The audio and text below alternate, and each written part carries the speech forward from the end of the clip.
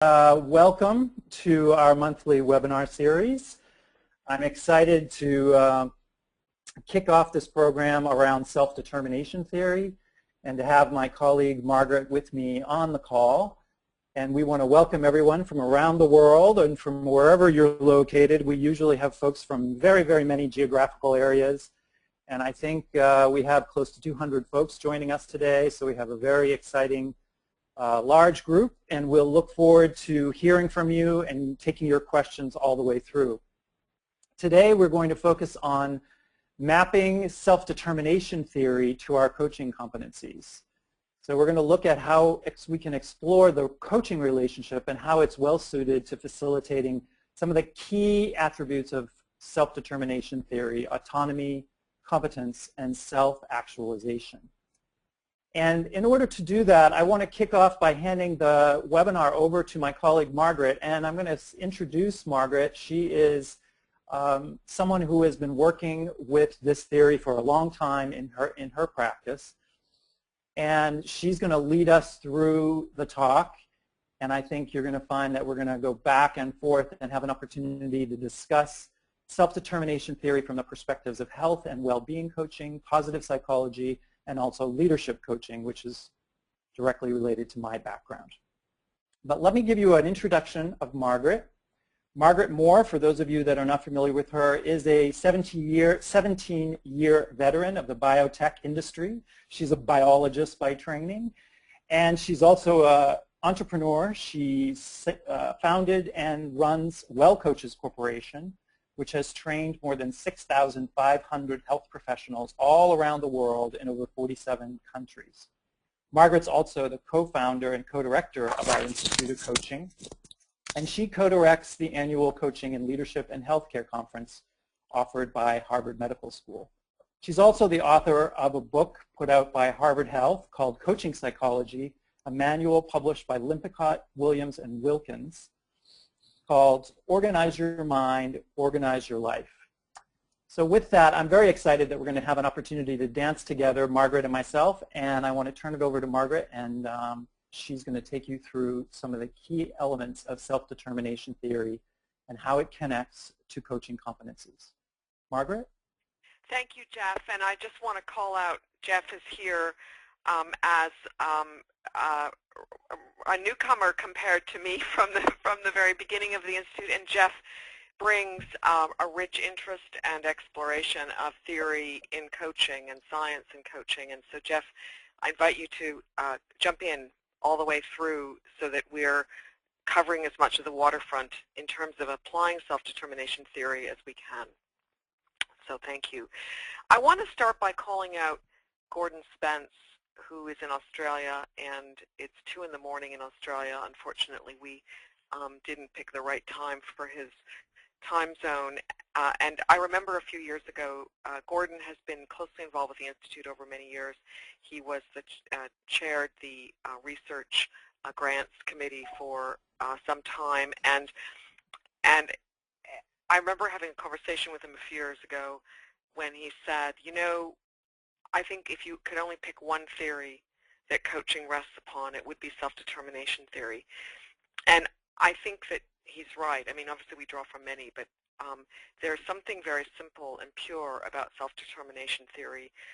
For those of us who want to explain why coaching matters and why we do what we do, and you had one theory to pick, it's not a bad choice. And I know from Gordon's communications, he's working on a research project around applying the tenets of this theory in coaching. And so this is not the end of this conversation about self-determination theory. It's merely the beginning. And I want to call out, too, that we've had both Ed Deci and Rich Ryan at our conference, and videos are available, I believe, for both of them.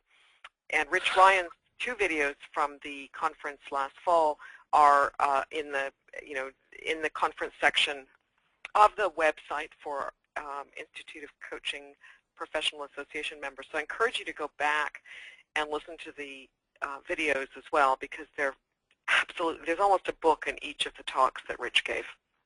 And similarly, the one that Deci gave a few years ago is also an amazing tour of the theory. So My first slide here lays out that there are really three dimensions of self-determination theory that apply to coaching. One is that at one level, it's a model of thriving and well-being. And at another level, it has to do with the science of motivation, and in fact, probably replaces Maslow's hierarchy of needs, because the one criticism that Maslow had about his hierarchy is that there really was no data. And if you know the recent research by Gallup, it's been shown that people who are poor and don't have enough to eat want to self-actualize, which is actually at the top of the hierarchy. So the hierarchy pyramid isn't working exactly as was thought. And then the last, teeing off from Maslow, is that what Deci and Ryan have done with this theory is to identify the most primary, the most biological needs and drives that humans have. And those are the need for autonomy. You might call that free will, to follow one's own voice, to march to one's own drummer, to live one's life authentically. Competence, which is our belief in our ability to be masterful in our world and ever improving our competencies. And then relatedness, which has to do with having meaningful relationships that in fact validate our autonomy. And so those are the three pieces. And I'm just going to walk us through each of those with Jeff jumping in. So here are Ed and Rich, and they are two scientists who have spent, it's probably 30 years on this model. There are now 1,000 studies on self-determination theory. They have their own conference now. It's a meta frame. It's actually an intellectual framework for motivation that without which today the world would be a different place. And they have a great website. I mean, the one thing that's been more challenging with Rich and Ed compared to other scientists that we've had at our conference, and respect, you know, people like Dan Goleman and Barbara Fredrickson and Dan Siegel and on, who've all written books, and the books have served as a translation of their research into practice. And Ed and Rich haven't. There is one book by Deci that is now almost 20 years old called Why We Do What We Do, which is great. It's still actually pretty valid. But it's the only consumer layman offering out there, and so that leaves us to have to navigate through this amazingly dense literature, much of which we would say, gosh, that doesn't really apply to coaching. And so what we're going to try to do today is bring it full circle. So I'm going to start with, go for it, John. Jeff, sorry. Sorry, I just want to jump in. Just two things. Number one, I think that along the lines of the lay reader, you mentioned Dan Pink's book, or Dan Pink, and I think the Daniel Pink's book, Drive, is probably one of the better introductory reads for folks that are looking at getting a connection between this work and the practical application. So I just want to put that out there. Oh, thank and you. Also, yeah. I hear from Stephanie that Rich Ryan may be on the line, so if we want to, I don't want to put him on the spot, but if you want to just say hello to him and let him know that we want to welcome him, and if he has any thoughts along the way, we would love to hear from him. Hello, Rich.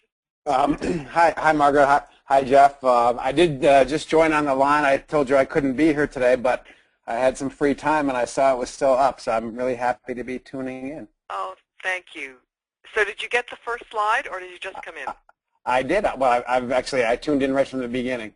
Oh, good. Okay, good. I haven't gone offline yet, off the rails yet, then, I hope. Yeah, you're welcome I apologize to keep us on track. I apologize that we don't have a really accessible book, but I do also recommend Dan Pink's book, Drive. Yeah, great, good. Well, we're happy to help that happen if that's possible. So, so I'll keep going. So, Rich, please feel welcome to jump in. Okay, so relatedness. I'm starting with relatedness because coaching at its essence is a partnership. It's a relationship. And it is a partnership that is in fact intended and designed to facilitate self-determination. So that's about as close to implementing the theory as we can get. And we do that via a number of means which also tie back to the tenets of the theory.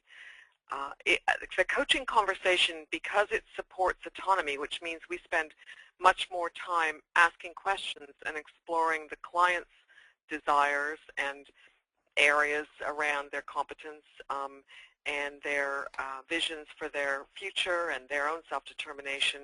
So we are really, in fact, calling out the autonomous force in people.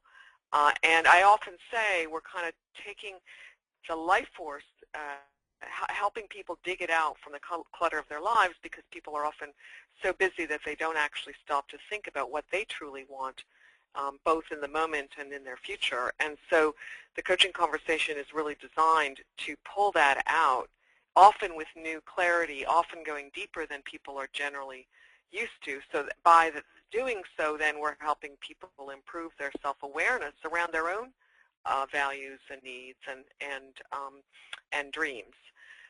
We are the way I see it was we take that life force, that biological energy that comes from, wherever it comes from, or probably a combination of our genes and our environment, and we then pour all that energy and fuel into change. And usually when people want to change, they're lacking skills, knowledge, and perspectives that they need. The mindset is often even not the right mindset for where they want to go. So we are then, in the course of the coaching journey, helping people in small steps that don't feel too big a stretch, because often this is not like reality TV. People are not doing major turnarounds in their lives. Often their lives just wouldn't allow that kind of process. So through small steps and lots of harvesting of learning, then we're helping people become more competent at whatever they're endeavoring to do. Then in that process, sometimes we're taking time to help people build the social support, to find the cheerleaders, the champions, the people in their lives who can actually be helpful and even learning partners on their path. And by doing all of this, we're improving well-being. Let me just take a moment then and bring it down to specifics when it comes to coaching in the healthcare space, and then maybe Jeff, you can jump in on the leadership space. In the health arena, we've lived through an era where medicine has been very much about top-down, expert prescription approached, where the authority knows figures out what the problem is and comes up with a diagnosis and then prescribes the whatever it is, the drug. If it's a personal trainer, it's a fitness program. It really is a pervasive approach where we, in fact, take away autonomy because we don't spend a lot of time finding out what people want. We generally figure it out for them. And so we've created a culture in healthcare where people expect to go to their healthcare providers and be told what to do rather than to be co-creating and collaborating to figure that out. And as a result, we don't have a lot of engagement. We have a lot of resistance because when you step on people's autonomy, they rebel, they don't feel understood, they think that you're pushing them to do something they don't want to do, and probably in part that explains why a third of prescriptions, the piece of paper that your doctor writes your drug on, go into the garbage bin outside the doctor's office. So you get this real resistance to the expert telling people what to do. So when we teach coaches to move into this autonomy supporting place, it's a real transformation because they're so used to telling people what to do that it's a major shift. It's like they have to find a new bike and start to learn to ride the bike all over again, because the conversation of facilitating another person's autonomy is almost 180 degrees different than the conversation where you tell people what to do. So that to say, the principles of self-determination theory are the fundamental shift and foundation to what we do in training health professionals to become coaches. Jeff, the leadership. Yeah, I mean, I think that so much of what you said around the dynamic and the transition or transformation that's taking place in the healthcare arena, using this theory as a foundational approach to clients is absolutely applicable in the leadership space. And I think I would just add a couple of key thoughts. One is that within a leadership dynamic, one of the things that becomes often complex and problematic, especially for coaching at senior levels, is the idea of what I'm going to call false autonomy, which is that in many cases you'll run into senior executives or even mid-level folks who feel like they have a sense of autonomy because of what comes with the power that comes from being in a particular location and an organizational hierarchy. And so their initial definition of autonomous may include feeling that they have the freedom to direct others or make strategic decisions or move things forward with an organization. And so one of the things that a coach will often have to do is actually help reframe what we mean by autonomy, because many of those kinds of power-driven behaviors or organizationally, hierarchically driven behaviors are not so much internally generated autonomy, but externally generated autonomy. They're structural autonomy. And we're going to get into, issues around motivation, which become very core to this. But I think, at least in the starting place, one of the things that's often very exciting for clients in a leadership context is to step back and reflect on what it really means to be autonomous outside of the organizational structural domain, and to reflect with a coach on where their desires actually emanate from. And so getting in touch with the core autonomy that we're talking about here, which is an internally generated desire. And that is often a big wake-up call for people who may have a sense that they are on some level already autonomous. And the second piece would be your point about social support for change, in that, again, in an organizational construct, one of the things that we work through with our clients as coaches is defining how safe the social network in which you're embedded really is for change. Because when you're within an organizational context, it's very different from you and your healthcare provider. You may be surrounded by a network, by employees, by a team, by an organizational structure that may not, in fact, be really safe for your change. So defining support, defining relatedness in such a way that you feel, as an agent, you feel both internally autonomous but also safe to experiment. As you mentioned, Margaret, making small shifts either in behavior or attitude or the way you show up in the world can actually create a lot of backlash in unsafe organizational contexts. So that's one thing I think as coaches that we do. Number one is we create that safe context so that people begin to have the experience of it. And then secondly, help them explore where is that social support, where does that safety, where can it be found within the organization that they're working in. Great, great. Okay, let me move on. So bottom line then, and we've kind of covered most of the points I wanted to do, but bottom line is we are intending as coaches to facilitate a client's self-determination. And we go through a process of inquiry and reflections and deep listening and deep presence. So there really is space. And to make haste slowly. I mean, the conversations move quickly because obviously there's not unlimited time. But when you create a large enough presence and space for people to really share and reflect, they gain a lot of new insights around what it means to be self-determining.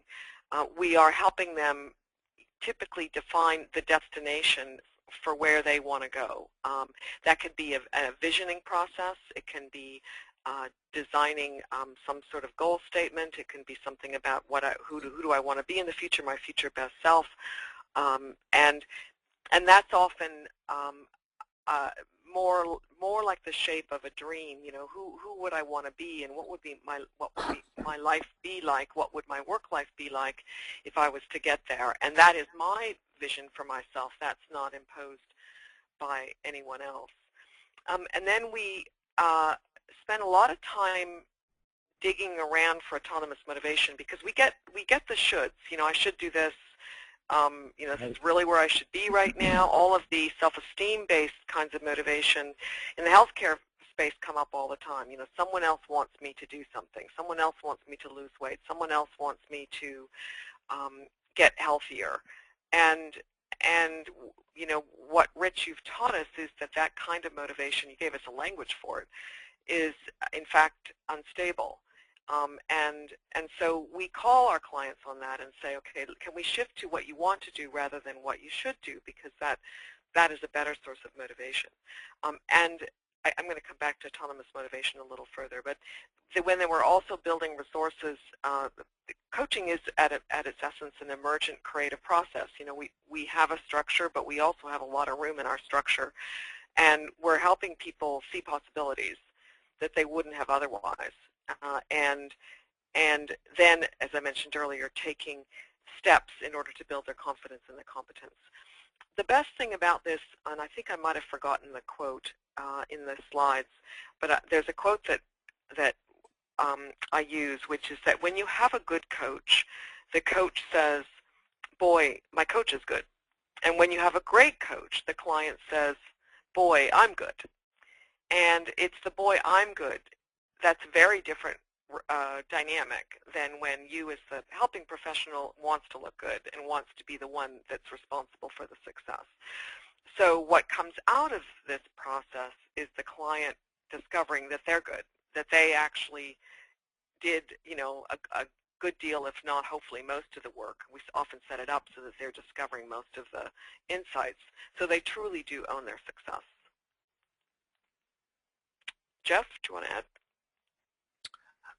Not really. I mean, I think that's also all applicable within a leadership context, and I think that that, in fact, is one of the educational moments or educating moments for a coach when you're dealing with a leadership situation where someone has been told either directly or indirectly that they need to change their behavior in order to either improve their effectiveness or get the promotion or whatever it is. That in many cases that externally driven motivation will not ultimately succeed in long-term change. And as a coach, it's our job to not only educate the supervision folks, you know, the leaders, the supervisors, whoever's sponsoring the coaching, but then also to educate the client that they need to feel comfortable to explore and be able to get in touch with their own motivation, because that's really what you're pointing to, Margaret, is, you know, you're maybe asked to do something different, but why do you want to do that? What is your internal motivation? What is the ultimate goal that you as an autonomous individual are trying to create? So it ultimately winds up being the same driving forces that will lead to effectiveness and ultimately the goal that everyone had. Right, and can be subtly different from what the organization wants. Yeah, in fact, sometimes not even subtly different. Right. It really depends. Now, I'm referring you here, you see the little graphic. At YouTube, there's an animation called How Coaching Works that we built before the first Harvard Coaching Conference. It's 7 years old now. And in fact, it's a very simple cartoon. It has had 800,000 visitors. It's gone all around the world. It's on all sorts of coaches' websites everywhere. And in its own way, it really does show self-determination theory in a quick cartoon. Margaret, may I add something here? Yeah. So this is Rich. I just wanted to say, I agree with everything you've said so far, and I just think one of the most important things I think about when I'm in the act of coaching is taking the frame of reference of the person I'm coaching and trying to understand the world from their point of view. And to me, the issue of autonomy is you're wholeheartedly, vitally behind something. And to the degree I think that you sense that somebody's not there, the question is really what prevents that from happening. And sometimes that is a question of value, as Jeff points out. Sometimes it's an issue of competence. They don't know how to get there. Sometimes there are relational conflicts. So it's always going in and diagnosing where's the wholeheartedness, where's the vitality, and what's the barriers in the way of that. Yeah, I think that's so true. And I have, in many coaching conversations, when we've gotten into a conversation of what's your drive, you know, this is where you want to go, and what's behind it, what's the fuel, and you hear something that sounds unconvincing, and I'll say, you know, I'm not sure there's enough jet fuel there. You know, there's not, it doesn't feel like that, as you say, this wholehearted energy may not there, and that's what you're going to lean on in the ups and downs, because if it was easy, you'd be there already. So the need for this motivation is profound along the way. The next thing I want to call out, and this is a brain map by Shelley Carson, who's also one of our speakers. She's an expert in creativity and has built a series of brain sets, as she calls them, the brain version of a mindset. And this mindset is the brain activation for meta-awareness or mindfulness. And it's a little hard to see here, but at the very top, so the front of the brain is at the top, there are two red discs that are, and those are the self-reflection or self-awareness regions. And I don't have another brain state to show you, but the brain state for strategic thinking looks quite similar to this. And I think in many coaching conversations, we're actually helping people move into this mindful place where they are experiencing themselves, and in so doing, becoming more mindful outside the coaching relationship, more reflective. You know, we spend a lot of time unpacking things, and so this is an aspect of this relatedness, is that we are actually bringing people, even if they don't know what this brain state looks like, and maybe not even have gone through any kind of brain mindfulness training, we are, through the relationship and through our own modeling of that, maybe there's some mirror neurons going along and we're in fact radiating out this state. But I do think there's something about the coaching presence that brings this out in our clients too. Jeff, do you want to? No, I think that's right on for leadership coaching also. So good. This is another brain state that Shelley's built, which is the collaborate brain state. So these are the brain regions that would be on and active in a collaboration. And there's also, she has another brain state for the flow state, which is a solitary activity. And it may well be that what we call relational flow in a coaching conversation is somewhere between the two. So these are constructs that are more metaphor than the hard, fast truth. But this, I love this picture because you see the front of the brain, left and right, and the social brain is active. There's just a lot of activity in the brain in this collaborative mode, and out of that comes amazing insights that ultimately do lead to transformation. And what might contribute to that state, you know, I'm going to suggest that the non-judgment, because people are very harsh critics of themselves, and if we can help them suspend that criticism even for a few moments, that negativity can really impair their thinking process and send them on a downward spiral. So the being very accepting and not judgmental is probably contributes to this state. The coach is a curious being. You know, I always think of the owl with the cocked head. You know, we're always wondering, I wonder, you know, and then that, of course, that curiosity opens up new possibilities. The coaching conversation can be very creative in terms of new bouncing things off and new insights. And the mark of a good coaching session is that what energy state the client came in, it's usually a little down and unsure and, you know, back in the struggle. And through this collaborative process, people really leave a coaching session feeling energized.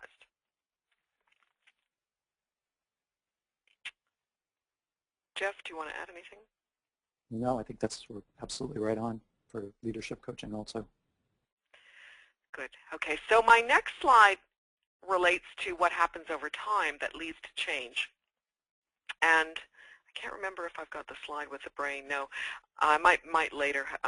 So basically, we're now understanding, as we understand neuroplasticity better, that when we have a new thought, a new insight, a new idea, what's likely happening is that neurons connect, like there's a little electrical current, or many, I should say, that travel across neurons that maybe lead to this this moment of, it's a feel-good moment. You know, there's a release of neurochemicals, and for a moment you actually feel like you have an open mind. It's exciting to have a new idea, and then there definitely is a feel-good aspect to that, and that's the active ingredient of change. And so, ideally, a coaching session is helping the client's brain generate insights, not ours, and that then energizes them. Their mind opens up temporarily, and then they move into action, where there's more insights, and so that you get this iterative process over time in a coaching partnership, going from insight to action to insight to action to insight to action, and that is the relational dynamic that leads to change, powered by the way I look at it. It is powered by the motivation, the energy of the motivation that is authentic, and the belief that I can do it, which in fact improves my motivation and wants me to go out and do it. So we are implementing over time, or facilitating this process of this spiral of insight to action, until you could almost imagine a new brain network, you know, a year later, and it does. I don't think it happens in weeks. You know, your client and you are looking back, and there are discernible differences. You know, the client almost often says things like, I can't even imagine what it was like to be where I was. You know, I'm in a fundamentally different place now.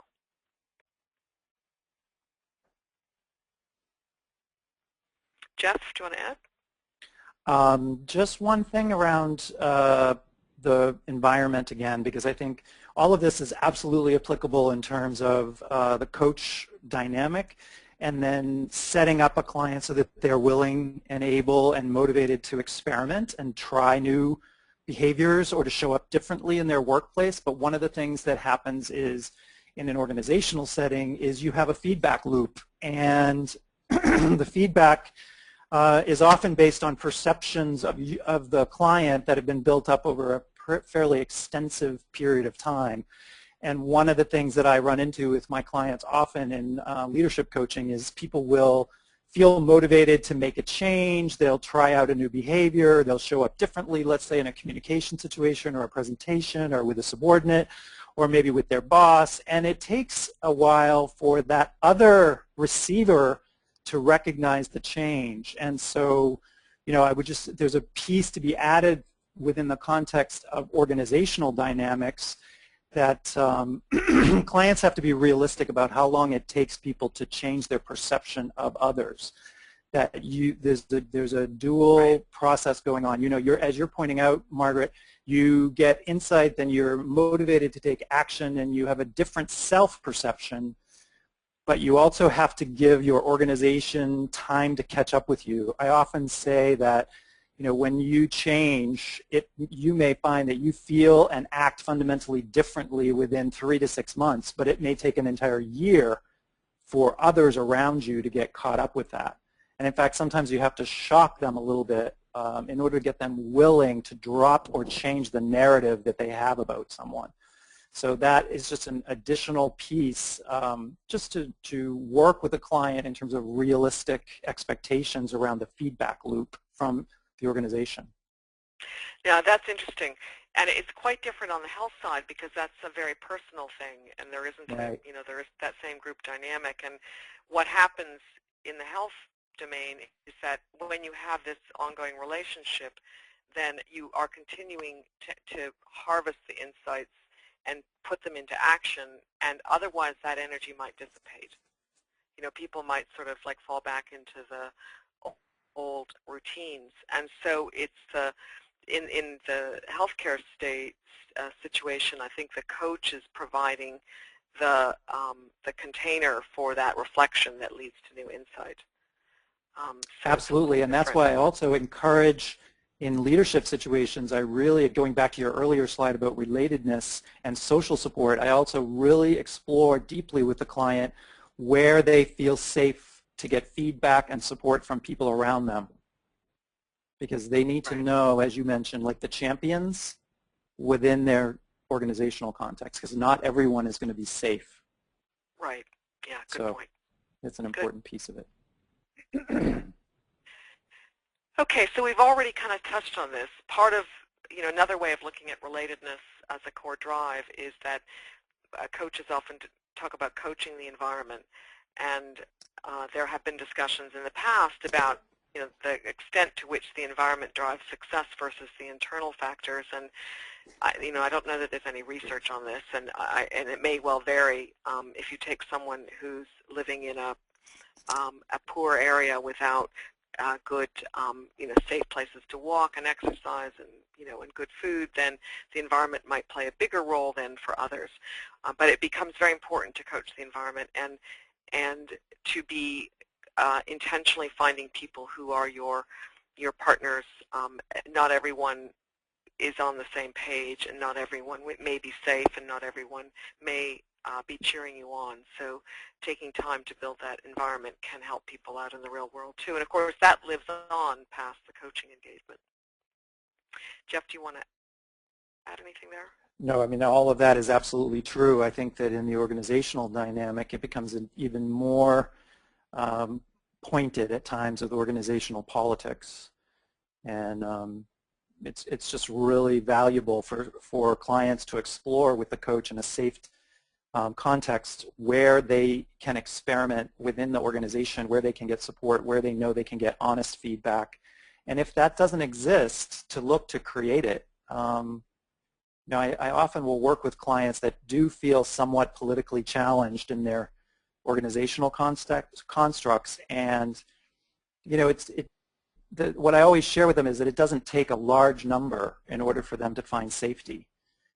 It can be just in the dynamic of the relationship with their boss or with a couple of their colleagues, but it's really important to feel that if they're going to experiment with new ways of being in the organization, they need to have people that they can get candid, honest feedback and support from. So it's a very important piece of the puzzle. Yeah, good.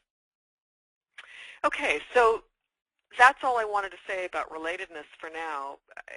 Just to say that the coaching partnership is all about using relatedness as and a particular way of being in a relationship to foster self-determination. So let's move on then to autonomy.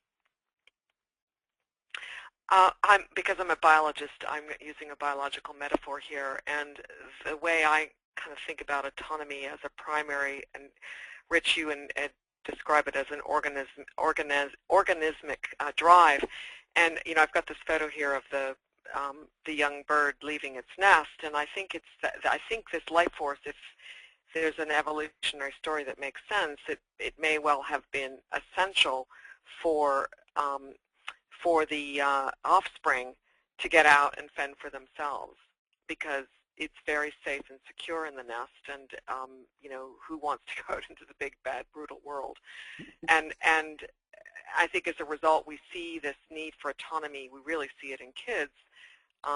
It's starting at 2, probably, the terrible 2s, but it really heats up by the time kids become teenagers, and this need to be myself and not be following my parents' routines, and also appreciating that my family may not really understand who I am and what I want and why I care, and having those needs and interests and values and dreams kind of stepped on.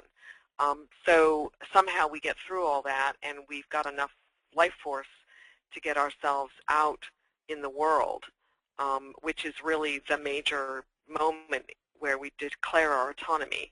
And sometimes we come back again, but for the most part we go out and we stay out, and we become autonomous adults. And as a result, because it's such a, this goes back in evolution a long, long, long way, and so it almost feels, when you think about your life force and what you care about and who you want to be, it feels so powerful. You know, the energy behind that is just, and people spend their whole lives, you know, searching for who I am and where am I, what's my purpose and who should I be, and it's a really big energy force for us as humans. And Rich, the fact that you've basically, you know, discovered that this really is what from the center, you know, of our life force, what gets us out of bed and what gets us through childhood and out of adulthood, I think is a huge discovery, and that at its simplest, coaching is really just unleashing that. I believe it's really fundamental that we're supporting people's autonomy, and part of what that means is we're supporting them to pursue the things that really interest them and that they really value. And when people are doing that, they do have such vitality, they do innovate so well, they do create, and in some ways that is the evolutionary benefit of autonomy. It favors all of our groups because it favors us changing in directions that improve our lives. Right, yeah. And because we're genetically also different, you know, that's going to lead to all sorts of different autonomous interests, you know, which creates interesting society. Jeff, do you want to add to that? No, I think I just completely agree. I think it's very core. I love this cartoon. I'll read it out for you. So we have Earl's wife saying, I've been thinking about you lately, and Earl saying, I wish you wouldn't do that. And she says, I have something for you. He says, oh, I've made a list of ways in which I think you could improve yourself. Now, don't get defensive. I'm just trying to help you be happy. So Earl walks away, flushes the list down the toilet, and says to his cat, how about that? It did make me happy. In the health space, those of you who are familiar with motivational interviewing know that one of its constructs and principles is that it's quite natural to discover resistance out there, and that resistance means that as a helping professional, you've gone off the rails. You know, you've done something to step on someone's autonomy, and and whether you've judged them, whether you don't understand them, and this example with Earl and his wife is this happens every day to everyone, you know, where someone else wants the best for you, and I think because it's such a deep biological need, our response to it can be quite ill-considered. You know, we just rebel. You know, we either comply. I think is it compliance and defiance that comes from your work, Rich? Yeah, there are different ways of not being autonomous, and both of those are included. Yeah, and compliance is kind of a, you know, an easy way out. I don't want conflict. I'm just going to go along so I don't rock the boat. But the defiant energy is really interesting because, you know, you think even as a grown-up you've got, you know, you've outgrown this, but in fact, you know, marriage is a place where we see a lot of defiance, you know, where you rebel against your spouse wanting you to do things that you don't want to do, and it's a very it's a knee-jerk reaction. It often is accompanied by anger, and so in the healthcare world, we've done a lot to create a lot of resistance. And I've often wondered, you know, there's the social networks around obesity where people who are overweight hang together. I often wonder whether that's a collective response to the collective, you know, criticism and wagging of fingers and saying, you know, eat less, move more, you know, and that they rebel against that and resist it, and which isn't helpful in the end. So when you sorry, go ahead. No, go finish your thought. Sorry. Yeah, I was just going to say, so in the healthcare space, we have to be very careful around stepping on autonomy, and because we get this defiance, which is, you know, breaks the relational dynamic. You know, you don't have any influence at that point. So it's a really central idea around really discovering what other people want rather than imposing what you think that they want. Yeah, and what I was going to throw in terms of organizational dynamics, I think you're beginning to point toward to my mind, the core transformational shift that leads to fundamental change opportunities in a leadership context, which is to move away from the extrinsic motivators, because I think business still to this day, even though the science has proven otherwise for over 20 years, still to this day operates in a context in which people are asked to change with the carrot and stick mentality. Like, if you learn to do better presentations, I'll give you the promotion that you want. Or if you drive sales to another level with your team, you'll get the bonus that you want. And people are caught up in that dynamic of looking to push harder, to change whatever it is that their boss feels they're not doing well, because they're supposedly going to be getting some kind of gratification at the other end in terms of a promotion or a payment or a bonus or whatever. And it's been proven over and over again, and Daniel Pink does a great job of describing how fundamentally flawed this approach to change is.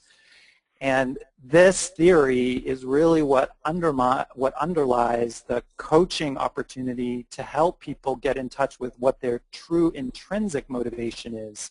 As we've been talking about, to get connected to your inner desire to do something more effectively, not just to do it because the boss is going to give you more money or because you're going to get accolades from your colleagues, but to be internally passionate about making yourself more effective. And I really think that's one of the reasons why coaching is so powerful within an organizational construct, as long as the coach is well versed in making sure that the client is not hooked into this extrinsic motivation dynamic, which people have shown can have some success in the short run, but in the long run, in terms of permanent change of the way someone views themselves, the way they show up in the world, the way they lead and interact with others, it really has to come from a deep inner passion, a deep inner force of motivation. Great. So then how do we support autonomy as coaches? The fundamentals of coaching communication include active listening, open-ended questions, so where you're not assuming, you're staying in a curious mode of beginner's mind, and reflecting to really help the client deepen their understanding of whatever you're exploring. And also, and there's been a lot of discussion over the years in the coaching field around giving advice. And we had an early school of thought, I think more on the life coaching side, Jeff, than on the executive coaching side, which was that it was in fact not a bad idea to ever give advice, that we really want to facilitate a client finding their own answers. In the healthcare space, it's a mix, because there's often bits of knowledge people just don't have. They're missing information, and so it's best then to ask permission if people would like some advice. So we still leave people with a choice. Would you like me to provide a couple of ideas here, or would you like me to help you find a resource for this particular piece of knowledge that you need? And so when a client needs to learn either new knowledge or new skills, we try to we try to see that need, and then to respond to it in a way that leaves the client still in charge of the process. So they are, we may be facilitating the change process, but they're really facilitating, their own change journey, what it is that they want to change and how. And so, at its essence, the communication is an autonomy-supporting approach. yeah, I would say that that's absolutely well aligned with the leadership coaching approach, and the distinction that I make is often around educating the client versus giving advice to the client.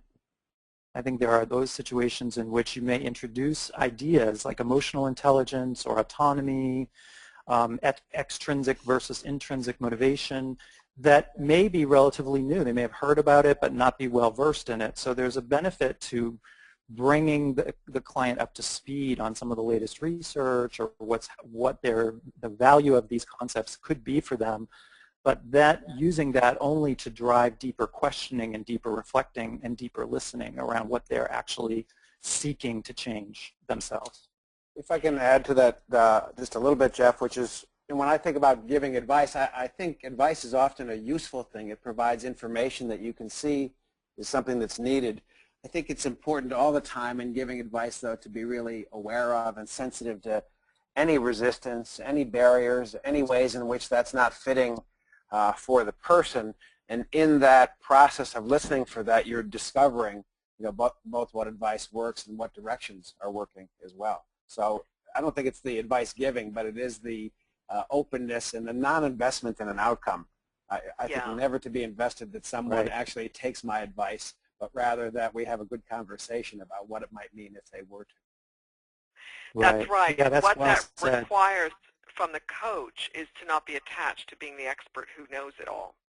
Right. And that's the, when in the healthcare space, the people who who discover that they're not meant to be coaches are the people who really do want to continue to be the authority and to give advice. And that this is where, we separate those who are going to be great coaches from those who just really decide they're not suited towards it because they see themselves as the expert, and that stance works against the client's autonomy in this particular case. I mean, if you go to your surgeon, you don't want to be coached about what kind of knee surgery to have. You want the facts. So there are most certainly places where the expert advice is critical, but in our journey, in a lot of cases, at least in the health space, people actually have a pretty good idea of what they need to do. They may need to fill in some blanks. What they're missing is, the accessing these forces, as we've been talking. The other thing I want to say is because of this autonomy supporting communication, what the client lands on in terms of a vision and goals is completely unique, and I don't think I've ever seen the same plan twice.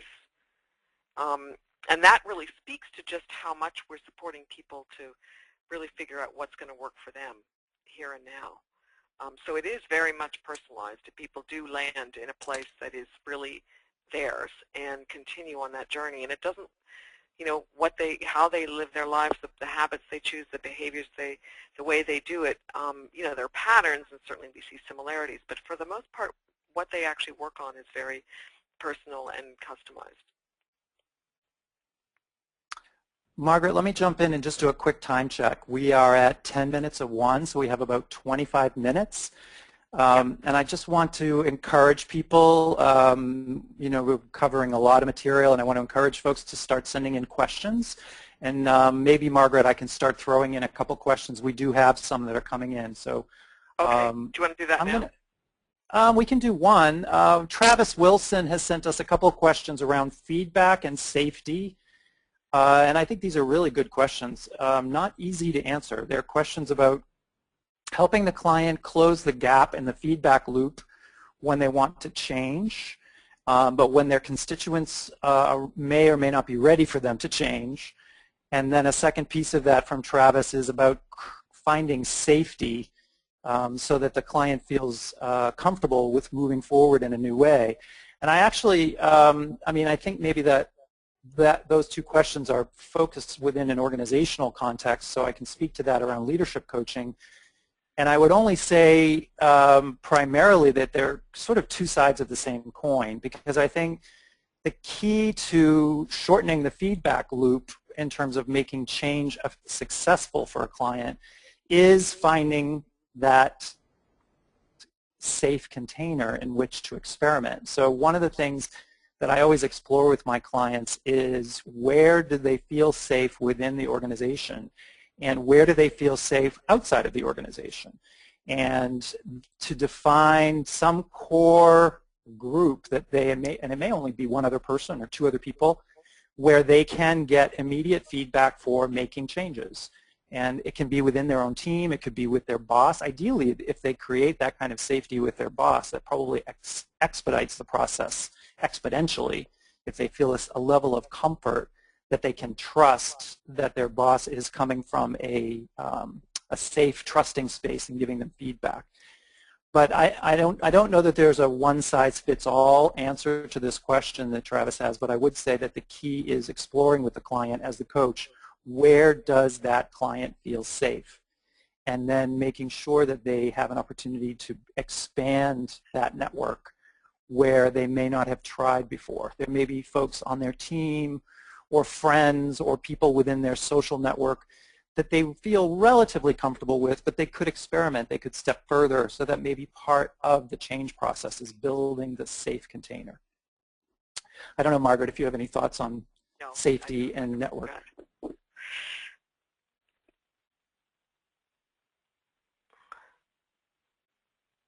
I mean, I would say that the coach's job is to create a level of safety in the coaching dynamic so that you get to the truth.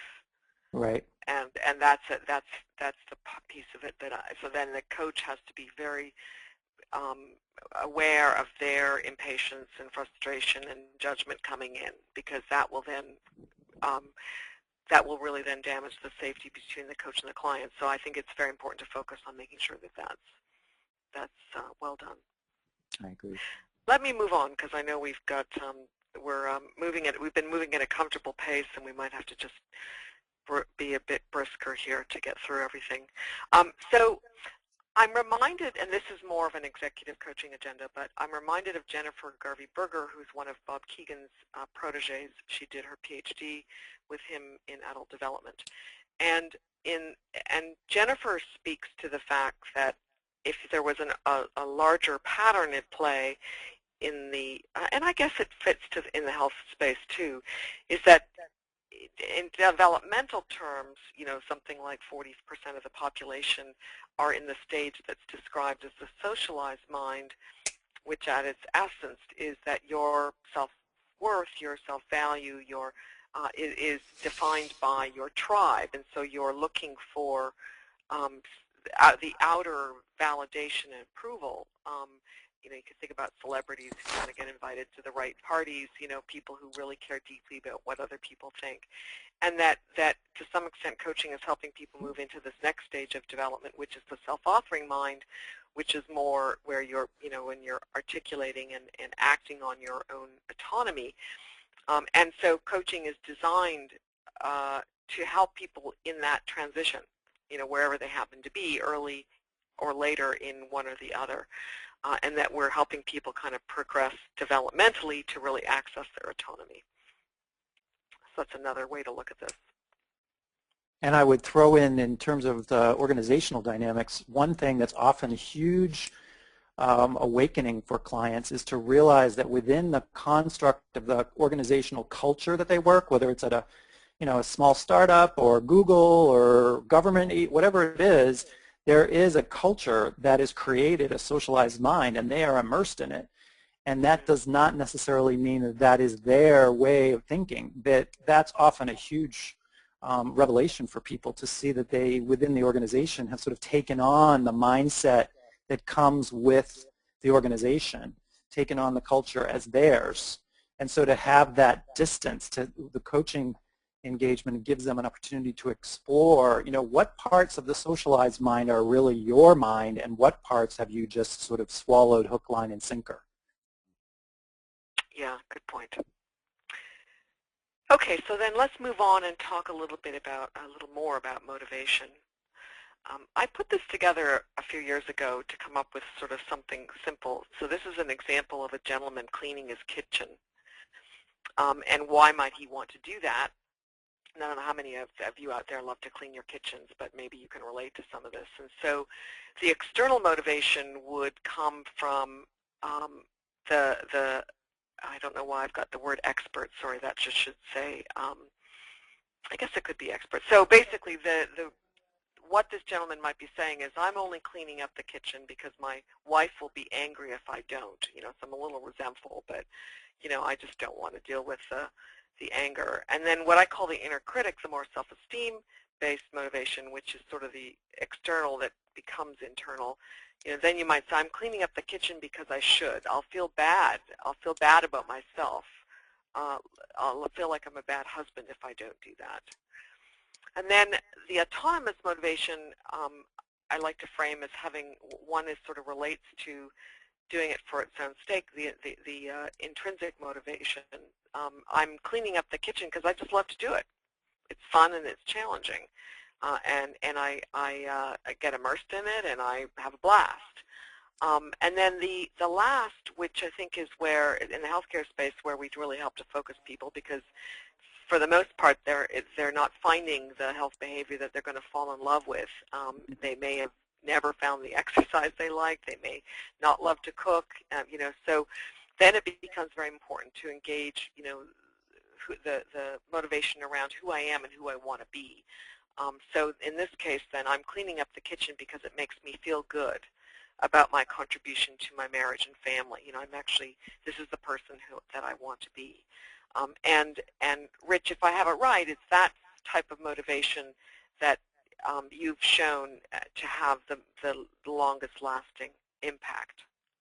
Absolutely. I mean, I think what you have here as future motivation, we often call identification, that you really identify with the value that sits behind something, even if it's not inherently enjoyable, and helping people find that value that underlies some of the more onerous tasks we have to do as leaders or as employees. It's really an important part of finding autonomy.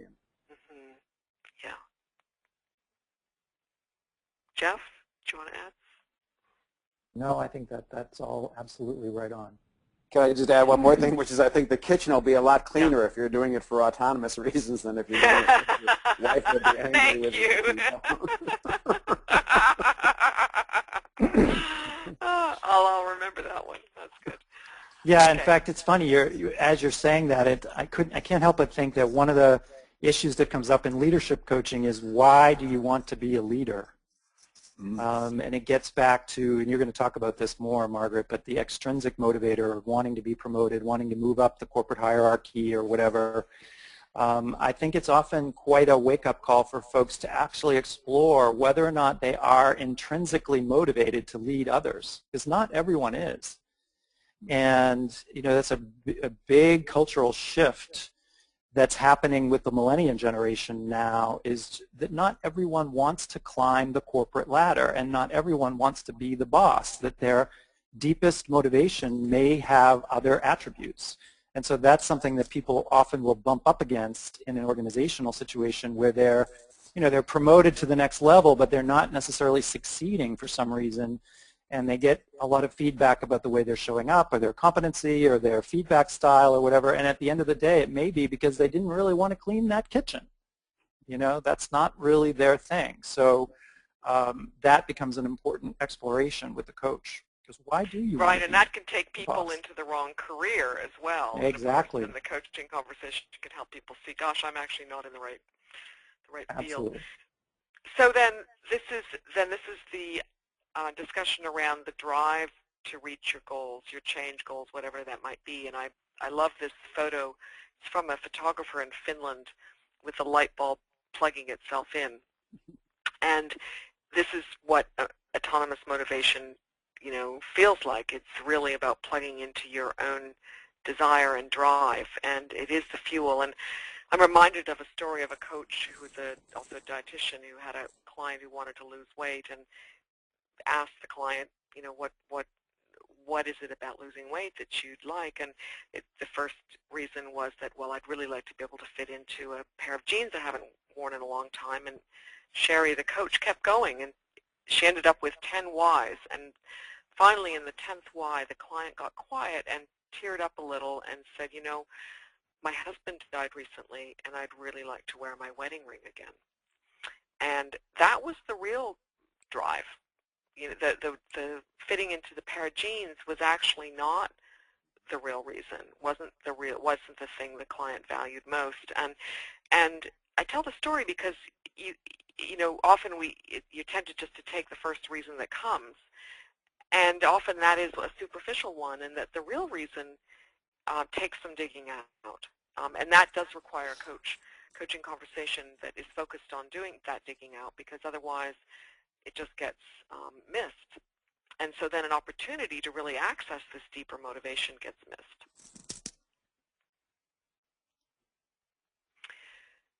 Okay, so let's move on then to competence. This is a graphic that I put together a few years ago for a Harvard CME course for doctors on coaching skills, and what I did is combine the stages of change from the trans-theoretical model and the two rulers that the motivational interviewing people use the scale of 1 to 10. So on confidence and importance could be a proxy for motivation. And what we were trying to do with the doctors is to, given in the health space, there are many ways to skin the cat. You know, there are many kinds of exercise, many kinds of things to eat, many ways to become more mindful or manage your stress. And the point of the graph was to show that if either of the scores, the motivation or confidence, were below 3, then you really were in what you might call the pre-contemplation phase, which means you're really not ready to change. You're just far from having the drive or the ability to get there. And that the sweet spot is to work in the next place, the contemplation phase, which is, say, between a score of 3 to 6 on both dimensions. And that's where I think coaches sit. We help when people are ambivalent and not sure, but they still have enough motivation and enough confidence to move forward. And if there's a list of different behaviors to choose from, then it can be quite useful to score them either in a conversation or actually take a pen and pencil and give them a numerical ranking, and then help people pick the behavior that is as far up on this graph as possible. And the example I use is that if you take someone who wants to quit smoking, often those who are still smoking have an extremely low level of confidence, you know, maybe a 2 or a 1 out of 10. And in a single conversation with a coach or a physician, you're not going to move them up to a place of confidence where they even are ready to move forward. And so often with people who smoke, it's better to work on other things that at minimum help them become a healthy smoker. But also, as you move up this graph, you know, the more motivation, the more confidence you have in one area, it tends to spill over to others too. And so you're sort of lifting all of the scores. So this really, the point of this slide is to show that these two, the competence and the motivation, are really dependent on each other. You know, you need both in a good dose. And if one fades and goes south, you know, then it gets harder to move forward. And so we're kind of helping people keep both of these alive, and you want to make sure there's enough of both so that people do set out on a path where they really have a chance of being successful.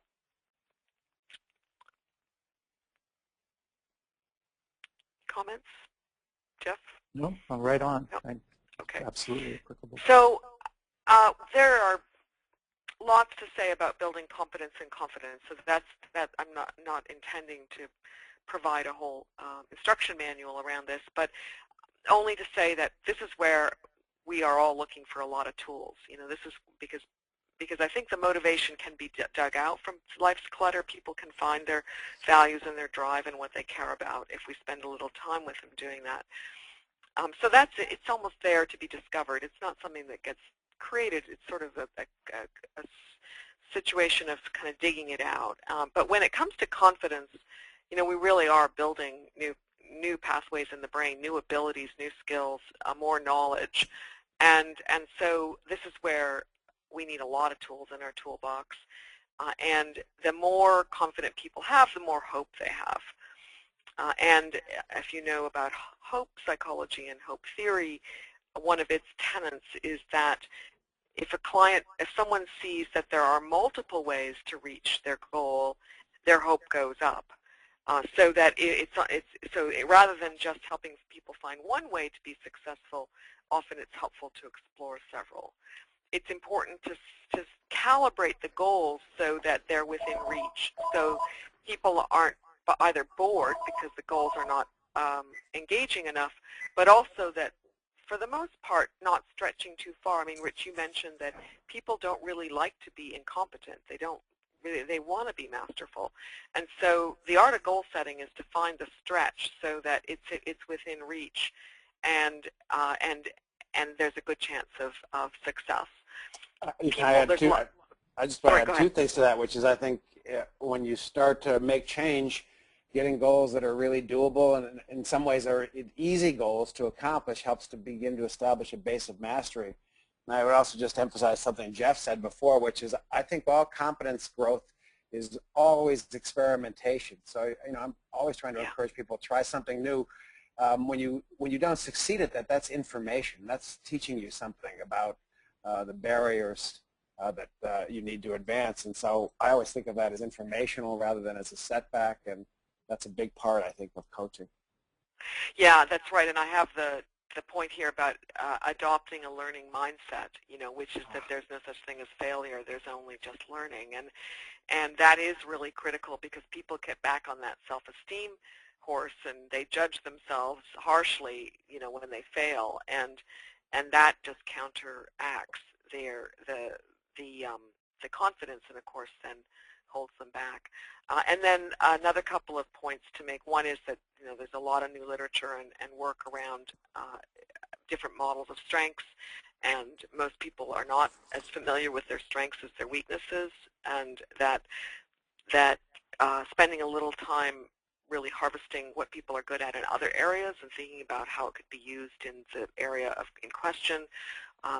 And I'm not going to go into all the strengths assessments out there, but this is a really valuable piece because people often just are not in touch with what they already do have in terms of talents and strengths.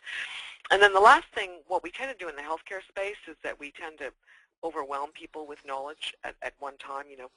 A dietitian or a nurse will have a checklist to go through, and that can lead people to pull back because it's the wrong information at the wrong time. And one of the things we do as coaches is to help people find what they need just when they need it, in the right dose and in the right framework, whether it's visual or auditory. So this just-in-time learning is, again, very customized. Yeah, Margaret, I'm going to jump in here just because we only have a couple of more minutes. And we have had quite a few questions that I didn't get a chance to get to. I noticed that 2 or 3 of the questions are related to this issue of advice giving versus coaching. And just to be honest, they're very complicated questions that I think would take more than 2 minutes to answer. So I'm going to encourage folks, those of you that sent those questions, I am going to reply, and I'm going to send them on to Margaret, so I'll have an opportunity to hear from us, because they're really good questions about knowing the distinction between giving advice and educating and all of that. But just sensitive to the time, Margaret, I wonder if you want to wrap up with some few key closing thoughts, and if Rich has any specific thoughts that he'd like to throw in, and then we'll take the additional questions offline. Yeah, so thankfully we are really at the end here, and so the other point that I was making, actually just come back to the outline today, is that self-determination theory is a model for well-being, and that we are, and I've got some of the cartoons from the animation on YouTube, we are, in summary, eliciting autonomy and using that energy, that motivational drive, to build competence via relatedness. Right. So that is, a definition of coaching, which I think everyone could relate to. So we are really, and I think that's why Gordon Spence, which I started with, would say that this is the fundamental theory for what we do as coaches. Yeah, and I would just add to that in the leadership space, what I'll often do is take this model and add to it moving from strength to strength. Because I think people, to your point, your earlier slide about getting self-critical, leaders often forget that they are building on the core of what they do well. And so the motivating energy can come from believing that they already do a lot of things well, and that we're looking to just do nothing more than expand that through experimentation and feedback. Rich, any final thoughts? Well, I was honored that you let me tap into your webinar today. I really liked everything that you had to say today, and I have to agree with you that the core of coaching from my point of view is taking the internal frame of reference of the person that you're coaching and really trying to understand the goals and the barriers that they're experiencing, and I think you did a great job of laying that out today. Well, thank you to you, Rich, and Ed, for doing all this work, because I think it would be very different being a coach today without these fundamentals to lean on. I totally agree. I return to them daily. That was nice to listen to your way of formulating today. Thanks very much. So thank you all, everyone, for taking the time to join us today. And as I said, those of you that sent questions that we didn't get to, I'm going to respond to some of the questions. I'd love to hear from you through email or to continue through this, the chat. I will forward the questions on to Margaret. And I hope we'll see you again on another webinar next month. And this will be recorded and available within the next week for you to download and listen to at your leisure. So thank you all. Have a great day.